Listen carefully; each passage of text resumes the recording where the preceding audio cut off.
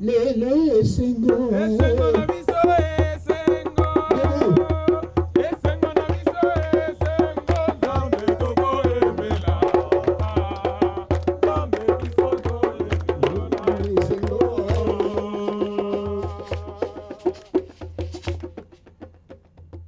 Banoyo Botika Komera. Je vous invite sous vos applaudissements à accueillir le docteur Godefroy Mouzalia, n'est-ce pas? Kihango, c'est son poste, non. Merci, vous avez la parole.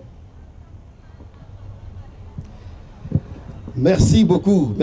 C'est pour moi un très grand plaisir de me retrouver autour du feu. Je ne me rappelle pas, j'étais autour du feu la dernière fois quand, et puis si c'était quel type de feu, peut-être avec Moïse, hein, autour du feu ici, pour griller le maïs qu'on récoltait du champ. Un feu follet, justement.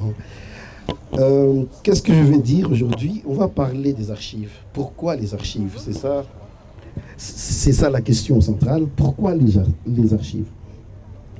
Mais avant de parler, je tiens d'abord à remercier l'espace ECA qui a permis que je vienne communier à ces feux.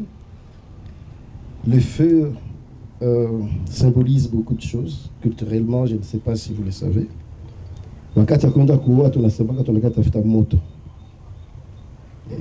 Kisha le moto utajiuliza kama ni ya kulunguza nyumba au kama ni ya kupiga mimi au kama ni ya kutia ambiance gani mu nyumba. Là où il y a le feu, il y a la vie. Et là où il y a le feu et qu'il y a de l'eau, parce que je vois qu'il y a de l'eau colorée ici, il y a la vie. Et c'est en plein air que nous pouvons communier sur la terre de nos ancêtres. Nous sommes donc assis ensemble et nous réunissons les 4 éléments fondamentaux de la vie. Le feu, l'eau, l'air et la terre. Je remercie également Boluki et bien sûr mon ami Eric Enes qui a voulu m'associer à cette cérémonie. J'ai retenu dans nos échanges quelque chose qui m'a vraiment captivé. Il a parlé du sauvetage de la mémoire historique transfrontalière en RDC. Sauvetage s'applique à un cas où quelqu'un va disparaître dans l'eau, il veut couler parce qu'il s'est trompé de piscine et il faut sauver ce qu'on peut sauver. Et je me rappelle qu'à un certain moment, comme je suis également né grandi à, il y a une expression qui a traversé l'histoire ici. Et on dit généralement, mon match n'est pas très bien, l'oncle va compléter si je le dis mal. Et on ira au Moania et Rwanderenga. Et on ira au Moania et Rwanderenga. Ce qui signifie à peu près ceci. La vache qui ravage le champ du malheureux dans la région du Bushi ne peut venir que du Rwanda. Donc comprenez ça, ça veut dire que nous avons une longue histoire tumultueuse avec les voisins, dont un des chefs très prestigieux avait laissé sa vie dans un combat où il a avalé une flèche des vaillants guerriers bâchés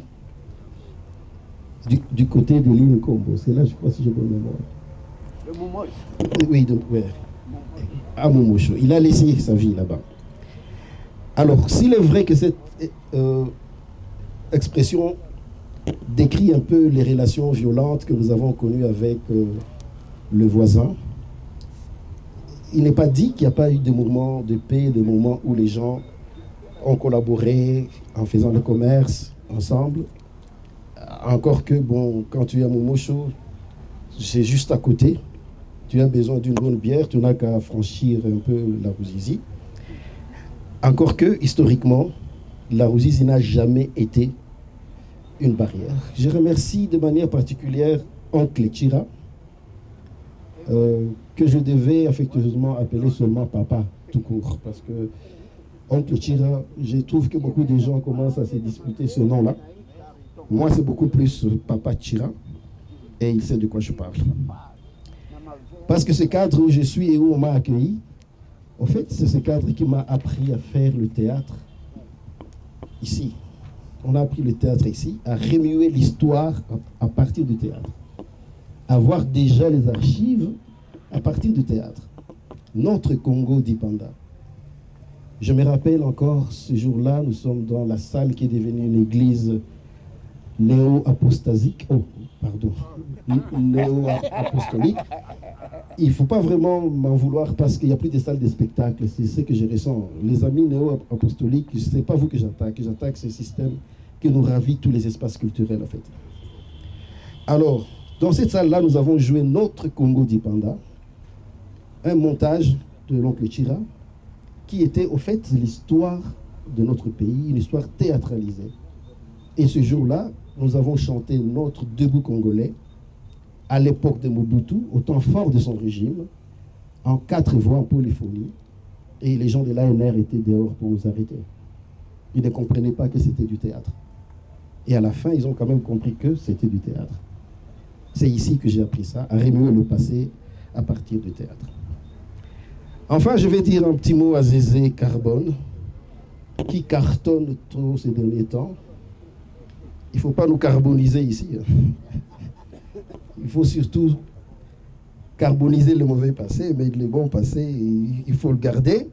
Et surtout, cette dynamique doit nous aider à écrire notre histoire sur du carbone électronique pour que les archives ne puissent pas continuer à se perdre. Cela étant dit, j'aimerais commencer mon propos par un texte. Je reste toujours artiste. Le but, ce n'est pas de faire l'exposé académique, parce que si on entre dans l'exposé académique, on va nulle part. C'est d'essayer de faire la jonction entre la culture, l'académie et la vie pratique. Donc, je vais être le moins académique possible. C'est pour cela que je commence avec quelques vers tirés d'une chanson d'un fils d'une école. Il s'appelle Ziggy Marley. Ziggy Marley est l'un des fils de Bob Marley. Je crois que c'est son fils aîné. Ce monsieur-là avait chanté ceci à peu près.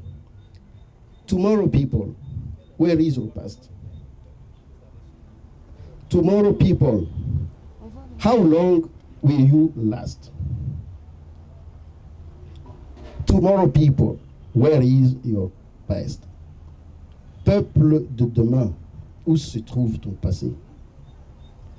Peuple de demain, jusqu'à quand tu seras en retard? Il parle aux générations à venir, mais c'est à nous qu'il parle en réalité. Et vers la fin de la chanson, il dit ceci. Tomorrow people, where is your past? Et lui-même, il répond. Il dit nowhere. Votre passé n'est nulle part. Et il dit à la fin, si tu ne connais pas ton passé, tu ne connaîtras jamais ton avenir. Et il continue en disant ceci, combien de nations disparaissent tout simplement parce qu'ils ont gommé leur passé. Nous sommes devenus trop présentistes. Vous allez me passer les termes, je commence à créer les termes moi-même. J'ai la facture et l'autorisation de l'oncle Chira pour ça. Alors, beaucoup de nations disparaissent parce qu'ils n'ont pas leur histoire. Et à un monsieur, un sage du Bas-Congo, du Congo central, né moi dans Sémi, lorsque j'échangeais avec lui sur sa secte Boudou Dia Congo, il m'avait dit ceci, celui qui ne connaît pas son passé est condamné à le revivre. Tuko bangapi wenye banaweza kukuuliza tate yako wa arrière-grand-père unamjua? Tuko combien hapa? On est au nombre de combien banaweza kukuambia sema baba yake na baba yako? Donc, je ne sais pas si vous avez des réponses à ce type de questions. Combien? Oui, toi, c'est parce qu'il est encore vivant. J'ai encore la chance. Et nous dit, il sera embarrassé à un moment. C'est clair. Je vais lui poser la question. Cher de son grand-père. Vous allez nous citer le nom de votre grand-père. Merci beaucoup Oui, pour la parole. oui. J'ai eu la chance de vivre jusqu'à présent avec mon grand-père. Il fut directeur de finances de l'ISP et il s'appelle Rukata Sébastien. Très bien. Oui. Est-ce que vous pouvez nous donner les noms de votre grand-père du côté maternel? Oui, il s'appelait Ndamwenge Kanyahoaro. L'arrière-grand-père, les deux arrière-grands-pères. Là, je suis perdue davantage. Je connais Oui. juste le visage, mais le nom, je sais que c'était un Ndamwenge, mais pas vraiment trop. Non, les arrière-grands-pères. Là, je suis perdue davantage. Bon, vous Merci mettez le beaucoup. micro. Alors, j'ai saisi ceci pour vous dire, par exemple, quand je faisais mes enquêtes sur Bouddoudia Congo, ce monsieur-là, Némois Dansemi, ne peut pas te répondre si tu ne connais pas. Quand tu viens le voir, tu te présentes dans ta lignée. Et moi, j'ai dû appeler les oncles qui étaient à Bukavu pour qu'ils me donnent la lignée, pour qu'ils me reçoivent. Et là, tu dis, je m'appelle Godefroy Mouzalia, fils de Wakebwa. Wakebwa, fils de Kalumba. Kalumba, fils de Kankenge. Kankenge, fils de Lunyossi. Lunyossi. Donc, vous remontez. À un certain moment, lui-même te dit, OK. Maintenant, on peut se parler. Donc, c'est une façon simple de vous parler des archives, au fait. Des archives privées. Ça commence dans la maison. Ça commence dans la famille. C'est pour cela que je vais d'abord donc parler rapidement de notions sur les archives. Et après, je vais parler des trois âges des archives. Et je vais dire pourquoi c'est important et qu'est-ce que nous pouvons tirer d'une telle séance sur les archives. En fait, de manière générale, c'est quoi les archives? Les archives, c'est l'ensemble des documents réunis, collectés et conservés pour soit l'exploitation ultérieure, soit pour la conservation tout simplement, on ne sait jamais. Il y a toujours quelqu'un qui peut avoir besoin de consulter les archives. Mais je préfère prendre la définition qui se trouve plutôt dans l'article 1er de la loi sur la conservation des archives en France. C'est une loi de 1979, si j'ai bonne mémoire.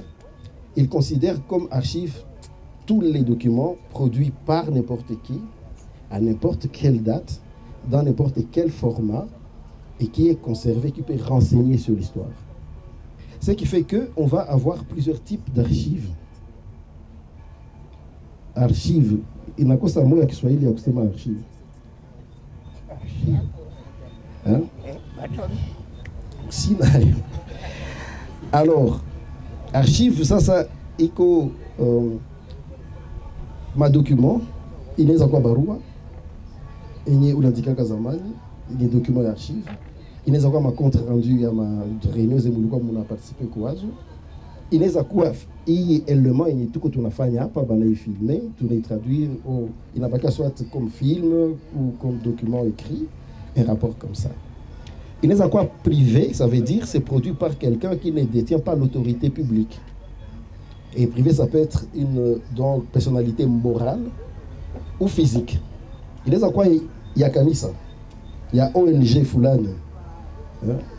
Inaweza kuwa histoire ya Chicago Bulls. Mais vous les conservez tout mzuri sana. Et parmi ces documents-là, il y a justement les récits généalogiques. Judith, les récits généalogiques. Voilà qui guise ma famille, c'est la. Ça peut être des correspondances amicales. Barua inipirako alkuandikia. Nayo inaweza faire partie à archives. On théâtralisait souvent la lettre à Pauline, la dernière lettre que Lumumba avait écrite à sa femme. Tu vois, quand on est théâtralisé, c'était un document privé qui n'était pas adressé à la nation et qui est tombé entre les mains des gens, et bien voilà quoi. Ça peut être des photos de famille. Alors, il y a les archives officielles. Ici, ma officielle, c'est géré et c'est produit d'ailleurs par l'autorité publique. Ça veut dire, dans ma bureau et tout, il y a l'État à Kinshasa, le gouvernement peut faire le conseil des ministres, ben, la fin, il y a ma PV à contre rendu, ben, les garder. Ça peut être les actes de nomination, quelqu'un est nommé directeur général de l'ISP Bukavu, ben, Bipanga. Ça peut être les accords, les conventions que nous signons, accords de Nairobi, des choses comme ça, c'est gardé. Ça, ce sont des documents officiels. La différence entre officiel et la privé, c'est que mon a élaboré, il est officiel. Il a l'autorité publique, il exerce le pouvoir, en fait. Mais on peut également trouver ce que nous appelons les archives juridico-religieuses. Unenda kukanisa uliokoka, banakubatiza kwa maji mengi, banakupatia livret de baptême. Il est copié les livrets, gardé. Les actes de mariage, par exemple, pour les structures très organisées comme l'Église catholique, si tu t'es marié correctement, tu peux trouver les copies des actes de mariage, même au Vatican. C'est très bien conservé en ce moment-là. Voilà un peu ce que je peux dire des archives. Mais maintenant, comment vivent les archives? Si je me résume, tout le monde peut produire les archives. Les archives ont 3 âges, ça veut dire 3 périodes de vie. Il y a ce qu'on appelle les archives courantes. Il y a ce qu'on appelle les archives intermédiaires. Et il y a les archives définitives. Les archives définitives, chacun d'Aweka, maison, regardez bien. D'ailleurs, ce bâtiment, là où on garde les archives, s'appelle aussi archives. On va appeler ça les archives nationales. Alors, quelle nuance il y a entre ces documents-là? Ce n'est pas tout document. Et il y a quoi archive courante, il y a quoi archive définitive. Il faut vous donner la différence entre les 3 pour comprendre c'est quoi le problème. Les archives courantes, vous les avez encore sur la table. Je reçois une consultance, je dois travailler sur les groupes armés à Fizi. J'ai réuni la documentation, les Tiakoumeza. Il est ma document, c'est quoi appeler quoi ma archive, c'est comment. Mais je les utilise de manière très courante, je les ai chaque jour. Avec Papa Chira, on a fait beaucoup de ce type d'archives quand il était au bureau de la société civile. Quelle a signé une déclaration? Il est ma déclaration, il est moko. Alors, la vie des archives courantes est très brève. Parce que ça se trouve au bureau Yako. Au lieu Yako de travail, à un certain moment, il y a beaucoup de documents. Vous êtes obligé de débarrasser la table pour d'autres documents qui arrivent. Ça peut prendre 1 mois, 2 mois, 3 mois. Mais à un certain moment, vous serez obligé de déployer une mesa. Ailleurs. À ce moment-là, ça devient des archives intermédiaires. Ça veut dire que vous n'avez pas directement besoin de ces archives chaque jour. Mais on ne peut pas les garder loin. Parce qu'il peut se faire qu'il y a une question à poser. Vous allez dire, non, on avait travaillé sur ça il y a 3 ans. Allez voir dans les fardes qui se trouvent de l'autre côté. Ce sont des archives intermédiaires. Et là, c'est généralement tout ce que nous avons comme des rapports financiers, les factures, etc. Moulifania, Mahacha Fulani, après un certain temps, les factures, là, vous n'allez pas les laisser sur la table. Vous allez les classer. Ça devient des archives intermédiaires. Alors, parmi ces archives intermédiaires, il y en a que vous n'allez pas garder éternellement. Par exemple, ma facture, dès que vous avez clôturé un projet, vous avez reçu le DIT, bon, après 10 ans, vous dites, bon, on détruit ces documents-là. Mais il y a d'autres que vous ne pouvez pas détruire. Par exemple, les conventions internationales. Il y a d'autres que vous devez absolument garder. Les contrats que vous avez signés avec d'autres entreprises et qui peuvent informer Batu Bengine. Zile ça, donc mon atosha pour ma archive intermédiaire. Zile dans mon archive définitive. Vous allez les classer. Et celui qui fait ce travail-là, il a classé ça, banamutaka archiviste. Parce qu'il a sommé le masomo, il a classé ma document, il connaît les critères, mais généralement les critères qui sont très utilisés, c'est les critères historiques et juridiques. Tous les documents qui sont d'intérêt national sont faits pour être conservés. Mais Coco, document a intérêt ponctuel. C'est aussi une question d'espace. Hein. Vous n'allez pas tout garder. Ça à côté. Ça, c'est le volet vraiment académique. J'ai essayé de réduire. Je ne vais pas entrer dans les volets techniques. Il y a conservation, il y a archive. Est-ce que je peux illustrer? Oui. Ah oui. N'empathie doyen à ce mec de quoi.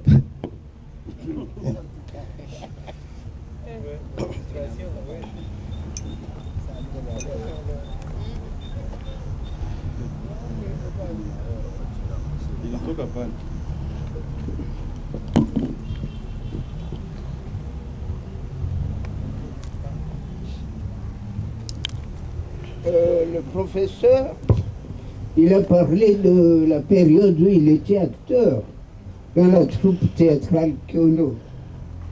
Il vous a parlé du spectacle Notre Congo du Panda.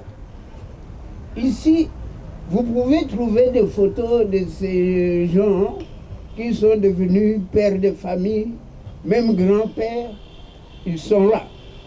Je crois que vous allez trouver Moïse, vous allez trouver Moussaïdi Alimpati, ça, ce sont des documents que moi j'ai conservés pour garder le souvenir des jeunes gens qui jouaient dans la troupe théâtrale Kiono. Et j'amène souvent cette affaire quand j'enseigne le cours d'expression orale et écrite pour stimuler les étudiants à devenir des acteurs, parce que la plupart des gens dont vous trouverez les photos ici sont devenus des grands hommes parce qu'ils ont appris à parler en public sans trembler. Vous en avez un ici, n'est-ce pas? Il est devenu un grand homme, docteur en histoire. Il a eu même l'audace d'aller voir Boudou, n'est-ce pas? Mandane Semi. Et ce n'est pas n'importe qui voit ces personnages-là. Ça, c'est archive ici, sous la forme manuscrite. L'historien qui tomberait sur ce carnet, il aurait un document précieux. Parce qu'il aurait ce qu'on appelle le manuscrit. Et un texte poétique écrit à la main par X auteur. Une carte de vaccination contre le variole. Aujourd'hui, c'est le plus exigé. C'est plutôt la carte contre le Covid. Vous voyez, nous avons conservé ça.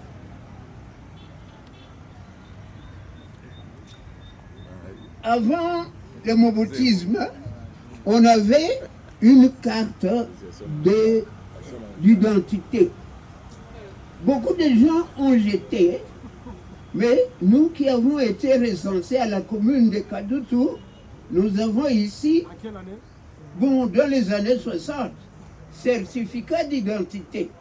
Et on identifiait les gens par ce qu'on appelle formule dactyloscopique. C'est ce qu'on appelle aujourd'hui numérisation. Parce que nous n'avons pas les mêmes formules dactyloscopiques.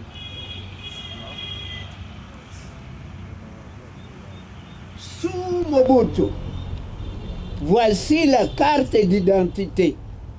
Sous Mobutu. Celle-ci, et vous voyez le drapeau de l'époque, hein, le flambeau. Quand vous chantez l'hymne national qu'on appelle la zaïroise était illustrée par cette carte d'identité. Carte pour citoyen. Sous Mobutu n'utilisait pas le mot monsieur. Quand quelqu'un disait monsieur ou madame, il était envoyé en prison immédiatement. Oui, c'est après 1990, hein, le 24 avril 1990, que le mot monsieur est rentré dans notre vocabulaire. Mais sous Mobutu, on disait citoyen, citoyenne, ainsi de suite. Papa Tira, il peut se vanter et dire, moi j'ai été sénateur. Et les gens peuvent lui dire, où est la preuve? Je montre mon passeport diplomatique. Hein? Et les visas qui s'y trouvent. Et on va dire, je vais dire à ce moment-là, même si je suis devenu pauvre, je peux dire aux gens, si comme un zen. N'est-ce pas? Si comme un zen. Bon, vous comprenez pourquoi il est quelquefois fier. Donc les gens qui veulent écrire la biographie de Papa Sira, s'ils trouvent des photos, ils peuvent dire nous valons quelque chose. Enfin.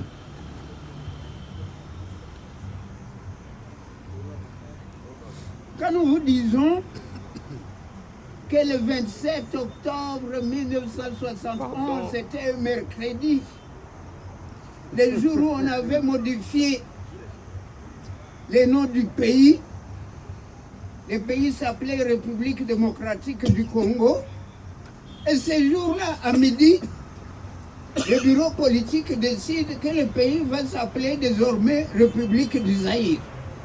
Dans l'après-midi de ce jour, nous qui étions de mauvais étudiants enrôlés de force dans l'armée nationale congolaise, on nous collait les grades.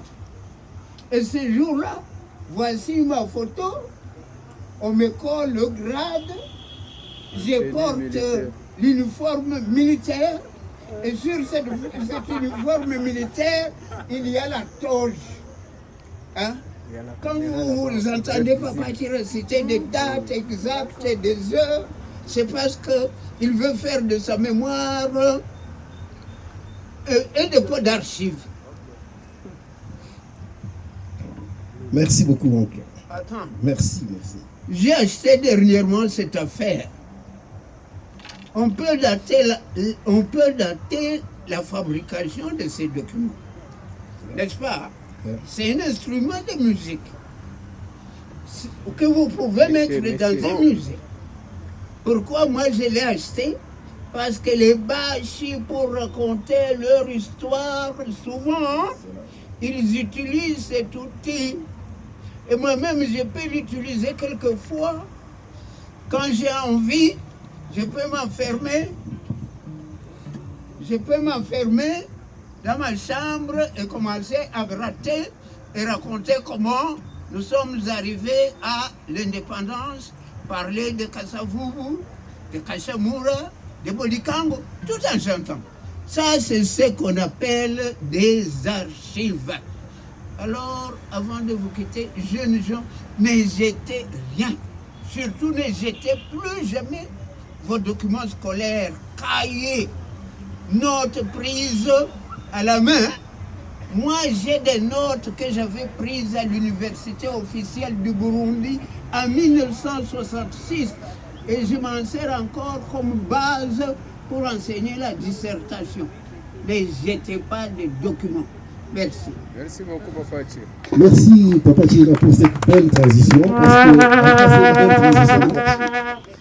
Au fond, je parle de la mémoire et je reviens sur Ziggy Marley. Tu ne connais pas ton passé, tu ne connaîtras jamais ton avenir. Et la meilleure façon de connaître le passé, c'est de conserver tout ce que nous faisons. Et je reviens sur cette question-là. Même quand vous avez une note de 34%, il faut le garder, ce bulletin-là. Il faut le garder. Ça ne veut pas dire que demain tu vas échouer. Il ne faut pas avoir peur des enfants pour dire, écoutez, ils verront que je n'étais pas fort à l'école. J'essaie de comprendre comment les frontières ont... Parce que j'étais convaincu que de manière naturelle, la Ruzizi ne pouvait pas être la frontière entre le Bushi et le Rwanda. Parce que les rivières ne sont jamais des points de séparation, ce ne sont pas des barrières, ce sont des points de rencontre. Et que j'étais convaincu que la frontière devait se trouver après la forêt de Nyungwe. Parce que la forêt de Nyungwe...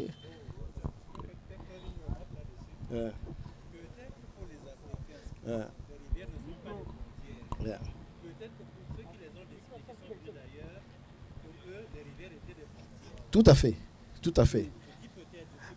Si, parce qu'eux-mêmes, hein, donc eux, ce qu'ils ont fait, ils nous ont plaqué leur modèle européen, en fait, qu'ils ont donc plaqué ici. Et à ce moment-là, on me dit que je ne peux pas accéder aux archives.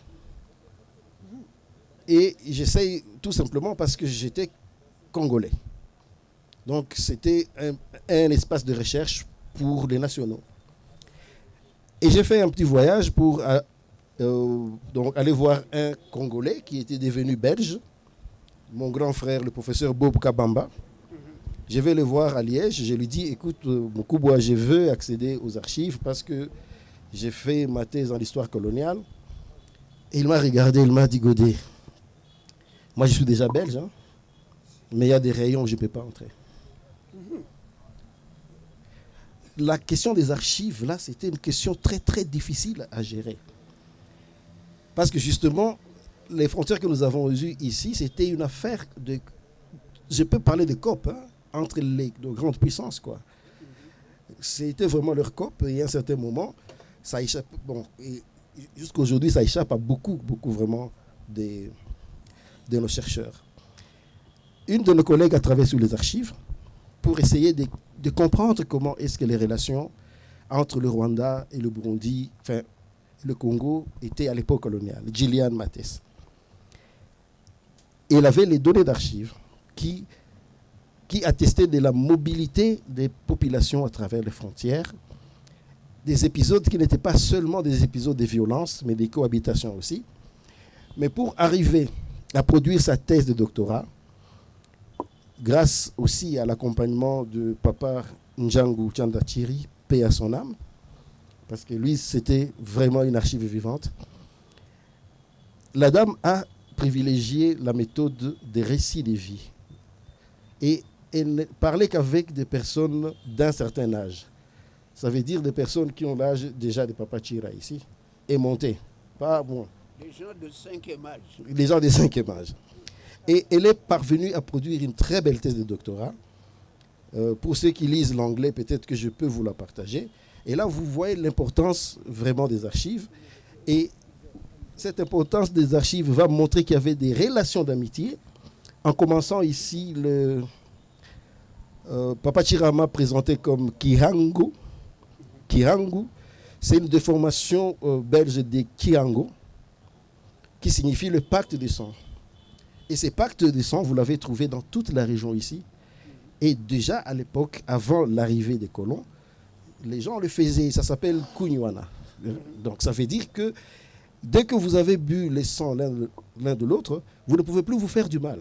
Et cela existait dans toute la région ici, chez les Baoundés, chez les Bahavou, etc. Donc, et ça, vous n'arrivez pas à comprendre si vous n'allez pas remuer la mémoire historique. C'est comme ça qu'on concluait des accords. Des accords. Et donc, on peut arriver à créer des dynamiques de paix à partir du fait que vous avez reboosté la mémoire collective. Les archives sont aussi bons pour l'éducation. Il y a une autre grande production littéraire avec le missionnaire.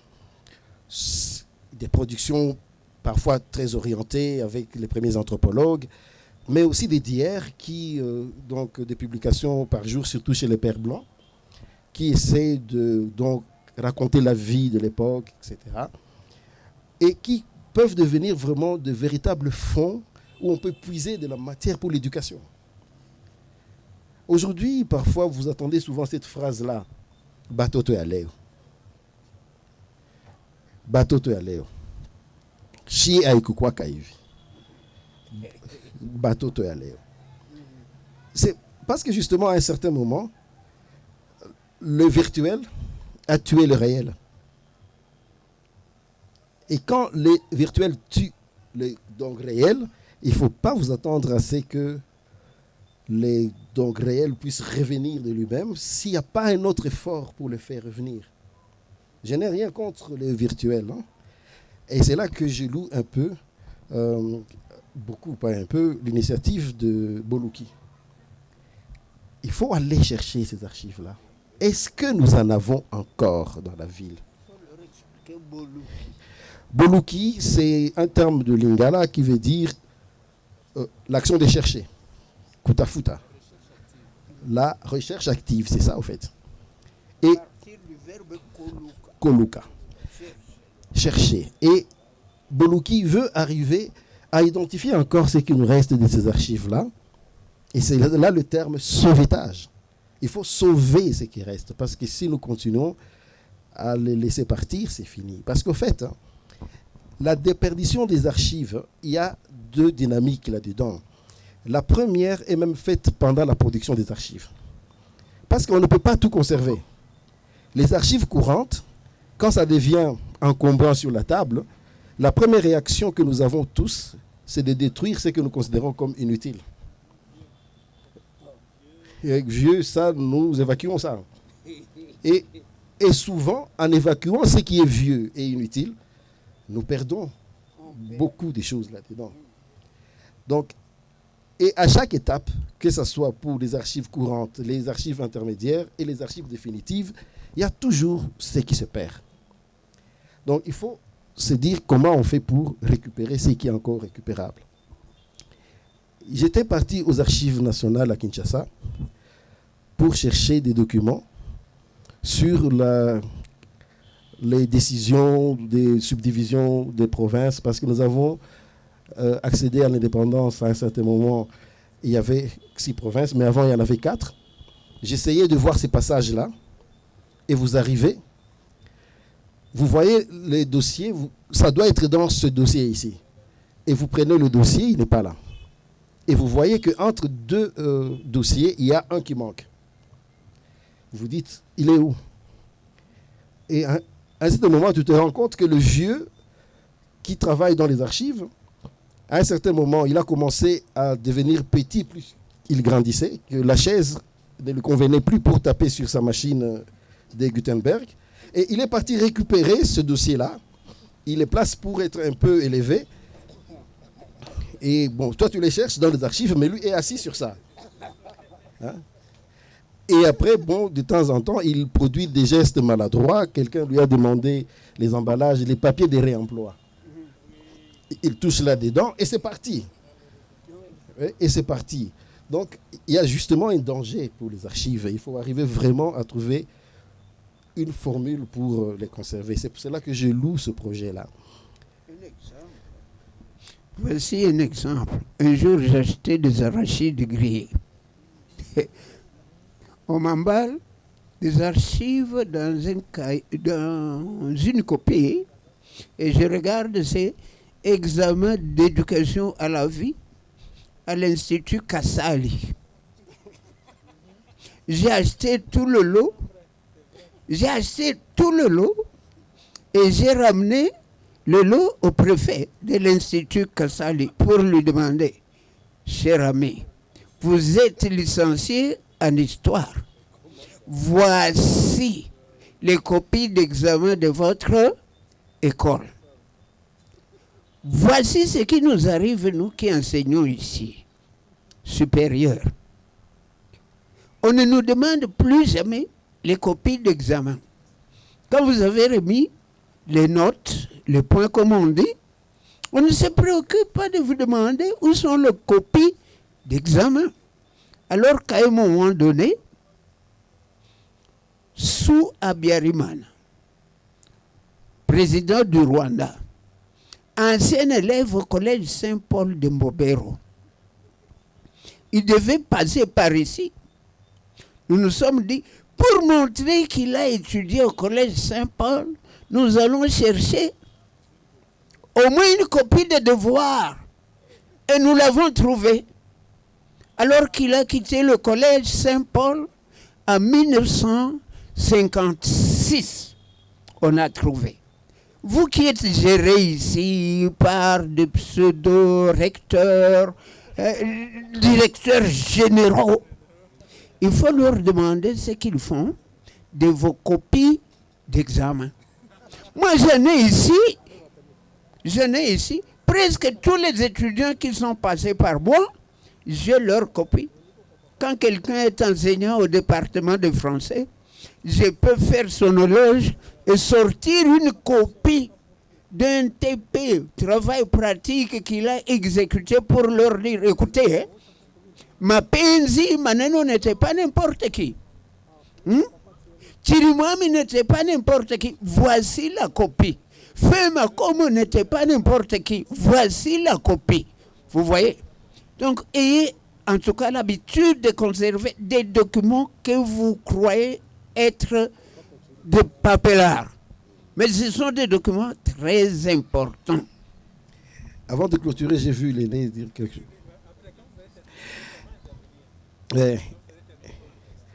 Alors, c'est que les derniers mots que je vais placer, est-ce qu'on peut construire une dynamique de paix dans la région des Grands Lacs à partir des informations des archives? On ne peut pas répondre à cette question d'emblée parce qu'il faut d'abord découvrir le contenu des archives. Il faut arriver à voir qu'est-ce qu'il y a dans les archives. Mais dans l'orgueil national, parfois j'ai répondu à des amis rwandais quand ils me disaient qu'ils avaient des terres à récupérer ici. Moi, je leur disais, monsieur, c'est plutôt nous qui avons des terres à récupérer chez vous. Et je suis convaincu que c'est vrai. Nous avons des terres à récupérer chez eux. Et quand vous arrivez là-bas, l'histoire, 3 siècles chez le Bashi ne nous a jamais dit qu'on a été totalement occupé ici. C'était des escarmouches.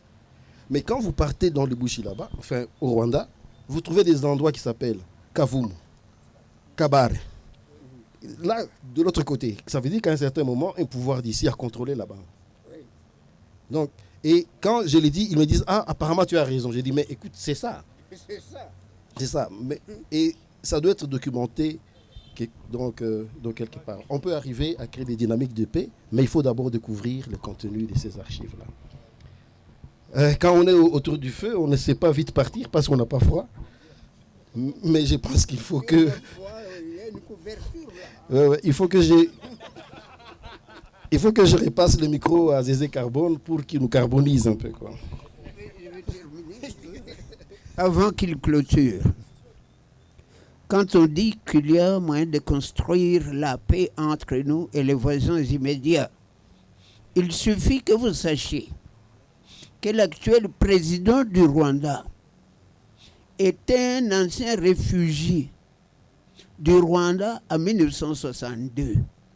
Il est venu à Bukavu à l'âge de 3 ans. Nous l'avons accueilli et hébergé. Il était encore enfant, il était âgé de 3 ans. Il a habité Founou et on l'appelait Kapara. Parce qu'il était maigre, chauve, n'avait aucun poil sur la tête. Hein? Et les autres enfants de Founou l'appelaient Kapara. Pas Loupara, mais Kapara. Pendant cette période... Et chez eux, on vendait du Cassix. Et chez lui, on vendait du Cassix.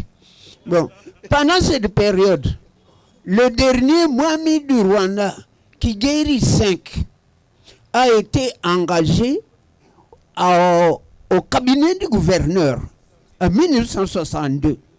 Preuve que quand ils ont été chassés de là, quand les Belges ont décidé de leur déravir le pouvoir aux Batusi et de les confier aux Bahutu, nous avons accueilli les Batusi. En 1959, nous les avons accueillis aussi. Donc, il y a des documents. Si on ne les trouve pas, par exemple, Kapara, on peut trouver ces noms dans les archives de la commune de Kadoutou. Parce qu'à ce moment-là, il y avait l'affaire de permis de séjour. Personne ne pouvait habiter Kadoutou sans qu'on sache dans quelle maison et à quelle époque il est arrivé et quel jour il va partir. Moi-même, pour me faire inscrire au collège Saint-Paul, quand je suis arrivé, mon oncle Étienne Kataban est allé me présenter à la commune pour qu'on m'obtienne un permis de séjour. Donc, il y a encore moyen, à partir des archives qui sont très, très négligées, de retrouver l'histoire. En 1964, presque toutes les filles qui sont nées, elles s'appelaient Mwavita. Il faut voir l'état civil. Aujourd'hui, il y a beaucoup de garçons qui s'appellent Amani, n'est-ce pas, Riziki. Tout ça, ce sont des mots qui reflètent la guerre.